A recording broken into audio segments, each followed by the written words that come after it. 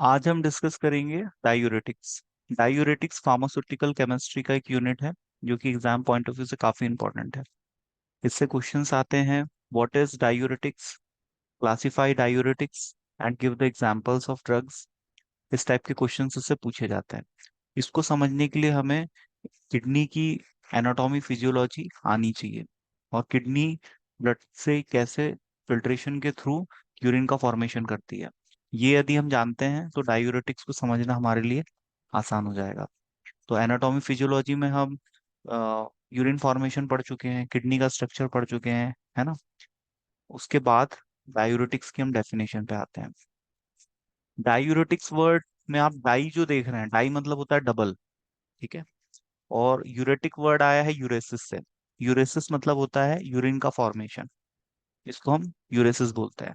The formation of urine is uresis. Diuresis का meaning होता है यूरिन फॉर्मेशन का बढ़ना। यूरिन फॉर्मेशन का बढ़ना। ऐसी दवाइयां, ऐसे ड्रग्स, ऐसे सब्सटेंस जो कि यूरिन के फॉर्मेशन को बढ़ाते हैं, उनको हम डायूरेटिक्स कहते हैं। हम इनको वाटर पिल्स नाम से भी जानते हैं। कभी एग्जाम में आता है write a short note on water pills, तो हम कंफ्यूज ना हो। वाटर पिल्स मतलब डायूरेटिक्स। तो diuretics are the drugs, are the substance और the chemical agents which increases the flow of urine, which increases the volume of urine, which increases the production of urine. It's called diuretics. अब blood जब pumping करता है तो पूरे organ में blood को supply करता है। जब किडनी में ब्लड जाता है तो किडनी में जो फंक्शनल यूनिट है वो नेफ्रॉन होता है। एक किडनी में अराउंड 1.5 मिलियन नेफ्रॉन्स होते हैं। तो जब नेफ्रॉन में ब्लड जाता है तो नेफ्रॉन में ब्लड का फिल्ट्रेशन होता है और उससे यूरिन का फॉर्मेशन होता है। नेफ्रॉन की जो मेजर साइट्स हैं उनके नाम है glomerulus, Bowman capsule, PCT proximal convoluted tube, distal convoluted tube, loop of Henle और कलेक्टिंग डक्ट्स। जब इससे गुजरता है ब्लड तो उसमें फिल्ट्रेशन होता है, इलेक्ट्रोलाइट और वाटर का फिल्ट्रेशन होता है और यूरिन का फॉर्मेशन होता है। यूरिन का मेजर कॉन्स्टिट्यूएंट तो वाटर होता है। 95% यूरिन में वाटर प्रेजेंट रहता है। यदि किडनी में नेफ्रॉन से रीअब्जॉर्प्शन को कम कर दिया जाए तो यूरिन के प्रोडक्शन को बढ़ाया जा सकता है। और कुछ ऐसी मेडिकल कंडीशंस होती हैं जिसमें हमें यूरिन के प्रोडक्शन को बढ़ाने की जरूरत पड़ती है ना? जैसे हाइपरटेंशन की कंडीशन, है ना। हाइपरटेंशन में क्या होता है, जब बॉडी में फ्लूइड का प्रेशर बढ़ जाता है तो उसको हम हाइपरटेंशन कहते हैं। ब्लड पंप करता है आर्टरीज में, ब्लड फ्लो होता है, और आर्टरीज पे जो प्रेशर एक्सर्ट करता है उसको हम ब्लड प्रेशर कहते हैं। तो हाई बीपी के जो पेशेंट होते हैं उनमें प्रेशर ज्यादा होता है, तो उस प्रेशर को कम करने के लिए हमें फ्लूइड को कम करना पड़ेगा। और डायूरेटिक्स क्या करते हैं, यूरिन के प्रोडक्शन को बढ़ा देते हैं, जिससे फ्लूइड का प्रेशर कम हो जाता है और हाइपरटेंशन के पेशेंट को रिलीफ मिल जाता है। ऐसे पेशेंट जिनके हार्ट कमजोर है, बाईपास सर्जरी हो चुकी है, कंजेस्टिव हार्ट फेलियर के पेशेंट्स, और ऐसे पेशेंट जिनकी बॉडी में स्वेलिंग रहती है, जैसे डायबिटिक पेशेंट की बॉडी में इडिमा का फॉर्मेशन हो जाता है। इडिमा मतलब स्वेलिंग, बॉडी के किसी एक हिस्से में या पूरी बॉडी में। तो इस स्वेलिंग को कम करने के लिए हम डायूरेटिक्स का यूज करते हैं ताकि ये फ्लूइड के प्रेशर को कम करे, है ना। बॉडी में कहीं भी फ्लूइड का डिपोजिशन हुआ है, क्यों हुआ है, क्योंकि बॉडी में फ्लूइड बढ़ गया है ना।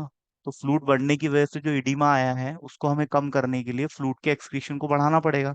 हमारी बॉडी में दो टाइप के फ्लूइड होते हैं, एक होता है इंट्रा सेल्यूलर, एक होता है एक्स्ट्रा सेल्यूलर। एक्स्ट्रा सेल्यूलर वो फ्लूइड होता है जो सेल के बाहर प्रेजेंट होता है, जिसको हम इंटरेस्टियल फ्लूइड भी कहते हैं, और उसके बढ़ने से ही तो इडिमा प्रोड्यूस होता है।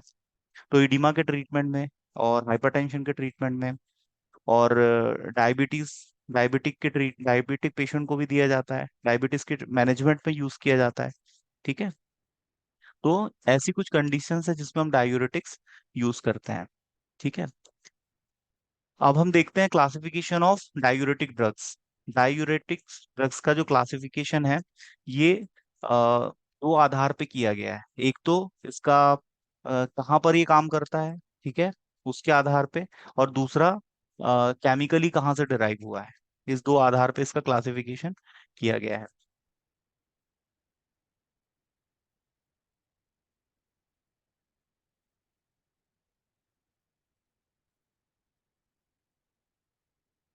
क्लासिफिकेशन देखने से पहले हम किडनी के कुछ फंक्शंस देख लेते हैं। किडनी का मेन फंक्शन होता है इलेक्ट्रोलाइट का बैलेंस बनाना, यूरिन का फॉर्मेशन करना। किडनी 24 घंटे में अराउंड 1 से 1.5 लीटर यूरिन का फॉर्मेशन करता है। और किडनी से जब भी ब्लड गुजरता है तो 100 ml जब ब्लड गुजरता है तो उसमें से 1 ml यूरिन का फॉर्मेशन होता है। और ये यूरिन कहाँ पर कलेक्ट होता है? यूरिनरी ब्लैडर में। और जब ये फिलअप हो जाता है तो ब्रेन को सिग्नल जाता है और व्यक्ति यूरिन पास करता है। ये एक नॉर्मल कॉमन फिनोमिनो है जिससे हम सब गुजरते हैं। पॉलीयूरिया एक ऐसी कंडीशन होती है जिसमें बहुत बार यूरिन जाना पड़ता है। तो ये डायबिटिक पेशेंट इसको फेस करते हैं। वो कंपैरेटिवली बार बार यूरिन के लिए जाते हैं, है ना, तो उसको हम पॉलीयूरिया कहते हैं। और कुछ कंडीशंस ऐसी होती है जिसमें यूरिन का प्रोडक्शन बहुत कम होता है, यूरिन काफी कंसंट्रेटेड हो जाता है, जिससे यूरिनेशन के दौरान हल्की सी ईचिंग होना, है ना, तो ऐसी प्रॉब्लम्स आती है।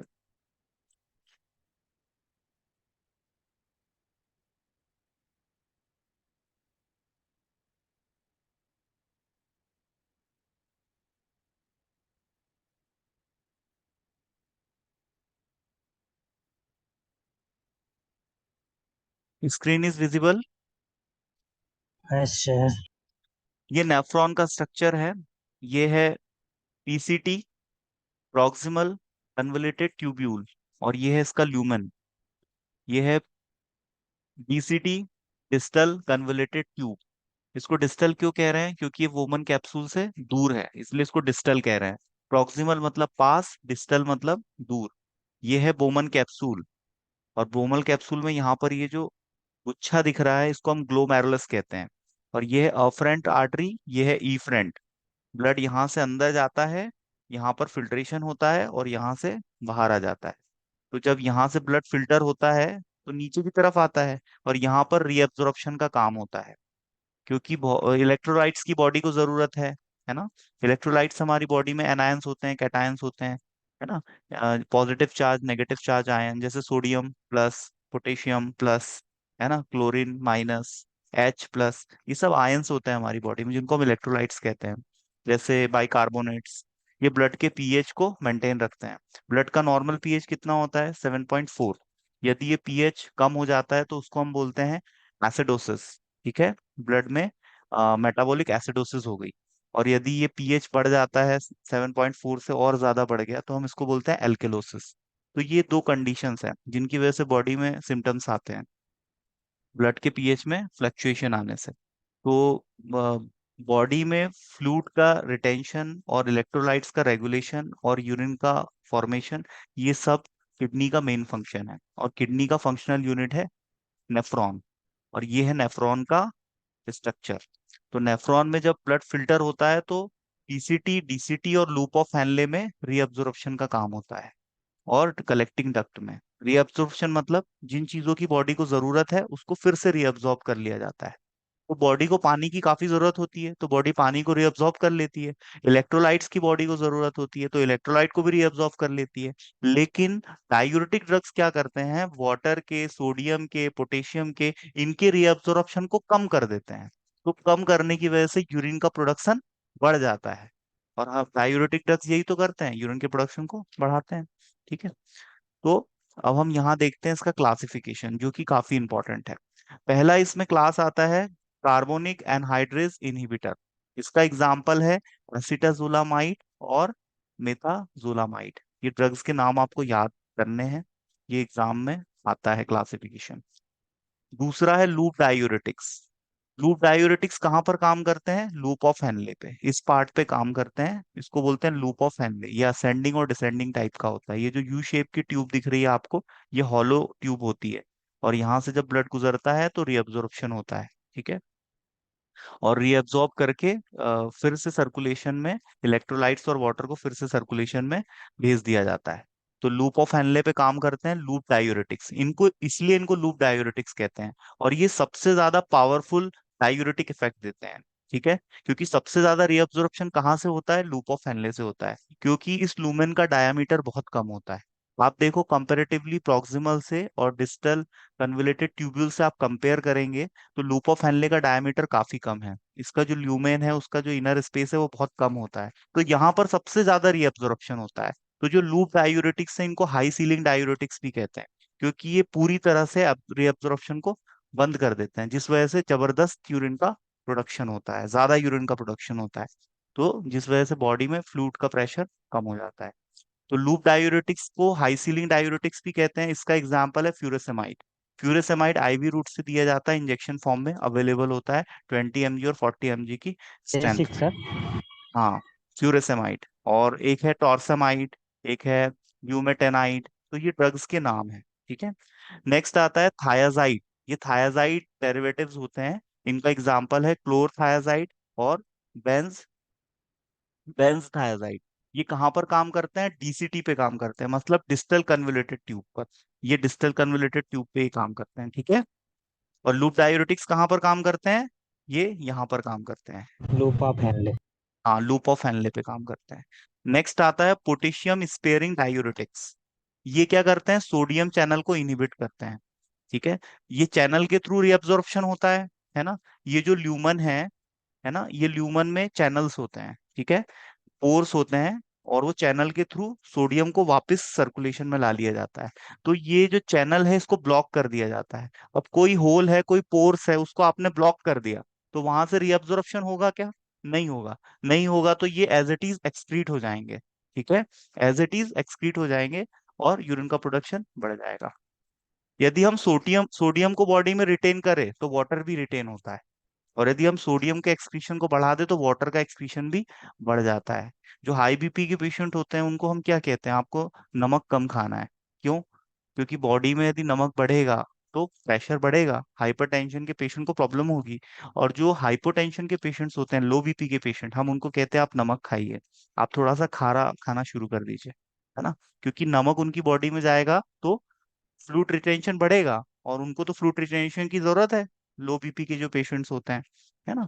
तो नमक, NaCl सॉल्ट का हमारी बॉडी में एज अ इलेक्ट्रोलाइट बहुत इंपॉर्टेंट रोल होता है, वाटर का और NaCl का, है ना, और शुगर का। ये सब हमारी बॉडी के लिए काफी इंपॉर्टेंट है। नेक्स्ट आता है इसमें आपका एल्डोस्टेरोन एंटागोनिस्ट। एल्डोस्टेरोन एक हार्मोन है, ठीक है, जो कि यूरिन के प्रोडक्शन को क्या करता है? यूरिन के प्रोडक्शन को बढ़ाता बढ़ा है या कम करता है? बढ़ा देते हैं इससे। एब्सोल्युटली राइट, ये यूरिन के प्रोडक्शन को बढ़ा देता है। तो हम क्या करते हैं? एल्डोस्टेरोन का एंटागोनिस्ट दे देते हैं। अब क्योंकि एल्डोस्टेरोन हार्मोन है, अपने रिसेप्टर से बाइंड करेगा, और बाइंड करके यूरिन के प्रोडक्शन को बढ़ाएगा। ये इसका नेचुरल फंक्शन है। हमने क्या किया? इसका एंटागोनिस्ट दे दिया। एंटागोनिस्ट क्या होता है? ये एल्डोस्टेरोन की तरह ही दिखता है। इसका जो केमिकल स्ट्रक्चर है, एल्डोस्टेरोन क्या है? स्टेरॉयडल हार्मोन होता है। स्टेरॉयडल हार्मोन्स के और भी नाम आपने सुने होंगे। जितने भी सेक्स हार्मोन है, प्रोजेस्टेरॉन है, टेस्टोस्टेरोन है, एस्ट्रोजन है, ये सारे स्टेरॉयडल हार्मोन होते हैं। ये भी एक स्टेरॉयडल हार्मोन है। तो ये जो एल्डोस्टेरोन एंटागोनिस्ट ड्रग है, ये एल्डोस्टेरोन का एनालॉग है, मतलब उसी के जैसा दिखता है। आपने मूवीज देखी होगी ना जिसमें जुड़वा भाई रहते हैं, है ना, तो एक भाई कहीं चला गया, दूसरा उसकी जगह आ जाता है, पर वो उसकी तरह काम तो नहीं कर पाएगा ना, जैसा वो एक्चुअली करता है। तो यही होते हैं एंटागोनिस्ट। तो हमने एल्डोस्टेरोन का एंटागोनिस्ट दे दिया। अब ये रिसेप्टर से बाइंड तो करेगा, लेकिन वैसा काम नहीं करेगा जो एल्डोस्टेरोन करता है। तो फिर इससे क्या होगा? एल्डोस्टेरोन का एंटागोनिस्ट देने से यूरिन का प्रोडक्शन बढ़ जाएगा। ठीक है। अब नेक्स्ट आता है ऑस्मोटिक डायूरेटिक्स। ऑस्मोटिक डायूरेटिक का एग्जांपल है मैनिटॉल, आइसोसोर्बाइड और ग्लिसरॉल। ये ड्रग्स दिए जाते हैं जो कि ऑस्मोटिक प्रेशर क्रिएट करते हैं, जिसकी वजह से यूरिन का प्रोडक्शन बढ़ जाता है। ऑस्मोटिक प्रेशर ज्यादा रहेगा लूमेन में तो ब्लड से चीजें खिंच के इस तरफ आएंगी, है ना, और इस तरफ आएंगी तो फिर क्या होगा? उससे यूरिन का प्रोडक्शन बढ़ जाएगा। ठीक है। तो इतने सारे ड्रग्स हैं जो कि यूरिन के प्रोडक्शन को बढ़ाते हैं, है ना। अब हमें यूरिन का प्रोडक्शन बढ़ाने की जरूरत एक और मेडिकल कंडीशन में पड़ती है, उसका नाम है ग्लाउकोमा, है ना, ग्लूकोमा। ग्लूकोमा में क्या होता है? हमारा जो आई बॉल है, इसके अंदर एक एक्वस ह्यूमर नाम का फ्लूइड होता है। ठीक है। और जब बॉडी में ओवरऑल प्रेशर बढ़ता है तो एक्वस ह्यूमरल का प्रेशर भी बढ़ जाता है। और जब ये 40 mmHg से ज्यादा हो जाता है तो उसकी वजह से ग्लूकोमा हो जाता है, मतलब ऑप्टिक नर्व डैमेज होने लगती है। ऑप्टिक नर्व हमारे आई को हमारे ऑसिपिटल लोब से कनेक्ट करती है। और जब ऑप्टिक नर्व डैमेज होती है तो व्यक्ति का विजन लॉस हो जाता है। तो ग्लूकोमा के ट्रीटमेंट में भी डायूरेटिक ड्रग्स दिए जाते हैं। दूसरा, ये हाइपरटेंशन में दिए जाते हैं, हाई बीपी के पेशेंट को। तीसरा, ये डायबिटिक पेशेंट को दिए जाते हैं डायबिटीज के मैनेजमेंट में, है ना। ट्रीट तो उसको क्योर तो नहीं करते, केवल मैनेज करते हैं, है ना। और इडीमा के केस में, इडीमा मतलब बॉडी में स्वेलिंग। तो ये सारे यूजेस हैं डायूरेटिक ड्रग्स के। हम किन कंडीशंस में डायूरेटिक ड्रग्स को यूज करते हैं। तो हमने डायूरेटिक ड्रग्स की डेफिनेशन देखी, क्या होते हैं। दूसरा, हमने देखा ये कहाँ पर काम करते हैं। हमने देखा कैसे काम करते हैं, और किन मेडिकल कंडीशंस में हम डायूरेटिक ड्रग्स यूज करते हैं। ठीक है। ये मार्केट में टैबलेट के फॉर्म में आते हैं और इंजेक्शंस के फॉर्म में आते हैं, है ना। और बहुत सारी मेडिकल कंडीशंस में हम इनको यूज करते हैं। तो यहाँ पर आपका डायूरेटिक्स कंप्लीट होता है। कल हम आगे इसको डिस्कस करेंगे। ठीक है। आज के लिए इतना काफी है। मुझे एक वेडिंग में जाना है, तो अब मैं भी निकलता हूँ, है ना। और इसमें कोई डाउट हो तो आप पूछ सकते हो। No sir, thank you sir. No, sir. Bye bye, sir. Thank bye you. Bye.